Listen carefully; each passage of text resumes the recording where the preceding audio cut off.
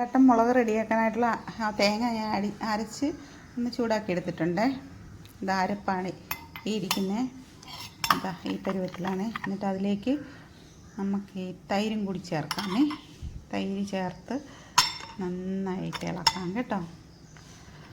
അപ്പോൾ അത് പെട്ടെന്ന് ഉണ്ടാക്കാൻ പറ്റിയൊരു കറിയാണ്. അതിൽ നേരം നമ്മൾ ആ അരപ്പും തൈരും കൂടെ മിക്സാക്കി ഇത് അതുപോലെ ഇളക്കിയിട്ടുണ്ട്. അപ്പോഴത്തേക്ക് ഇത് നന്നായിട്ട് ഇളക്കിയിട്ട് നമ്മൾ ഉപ്പിടരുത്. കാരണം ഈ മുളകിന് നല്ല ഉപ്പുണ്ടാവും. അപ്പോൾ ആ മുളക് കുതിരുമ്പം ആ ഉപ്പെല്ലാം കൂടി അതിൽ നിന്ന് ഇറങ്ങും. അപ്പം ഇങ്ങനെ റെഡിയായി വന്നിട്ടുണ്ട്. അപ്പോൾ ഇതാ പെട്ടെന്ന് നമുക്ക് എന്താ പറയുക ഉണ്ടാക്കാൻ പറ്റിയ സാധനമാണ്.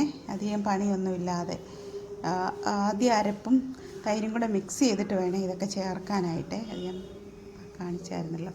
അപ്പോൾ പെട്ടെന്നുണ്ടാക്കാം. പറ്റി ഈ പൊതിയൊക്കെ കൊണ്ടുപോകുന്നവർക്ക് ഈ നോൺ വെജ് ഒന്നും കഴിക്കില്ല. അത്രയ്ക്ക് ചേരിയൊക്കെ ഇഷ്ടപ്പെടുന്നവരാണെങ്കിൽ ഇത് നല്ല 2-3 ദിവസമൊക്കെ ഇത് കറി വെച്ച് കഴിക്കുമ്പോൾ ഉണ്ടല്ലോ ഭയങ്കര ടേസ്റ്റാണ് കേട്ടോ.